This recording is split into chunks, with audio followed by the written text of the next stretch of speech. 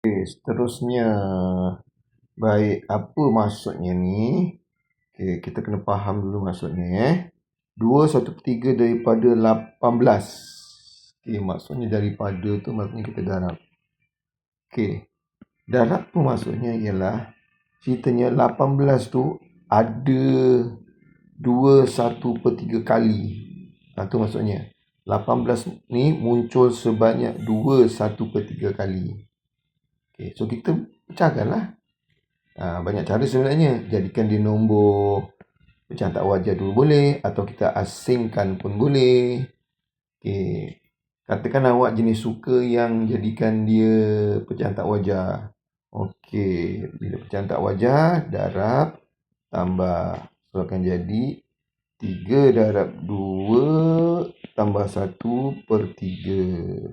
Jadi jawapannya ialah 7/3. Okey, darabkanlah dengan 18. Oleh kerana awak tahap skor rendah, kebiasaannya nombor yang single ni dengan pecahan yang bawah ni kebiasaannya boleh dipermudahkan. So dengan sipir 3. Dengan sipir 3. 3 kali berapa dapat 3? 1. 3 kali berapa dapat 18? 6. Jadi tinggallah 7 darab 6. So jawapannya 42.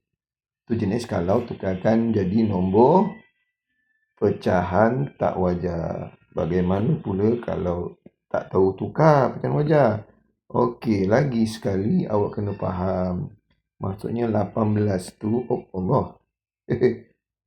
Okey, maksudnya 18 tu okey. Ada 2 kali 18 tu ada 2 kali ada 1/3 kali. Kita buatlah. So 18 tu ada 2 kali. Maknanya tambahlah kali 36.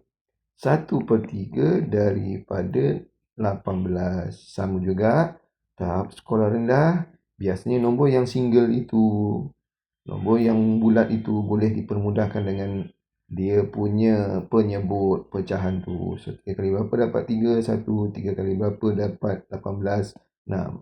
So kita tambahkanlah jawapan ini dengan jawapan ini. So 36 tambah 6, 42. Mana-mana boleh. Okey? Baik.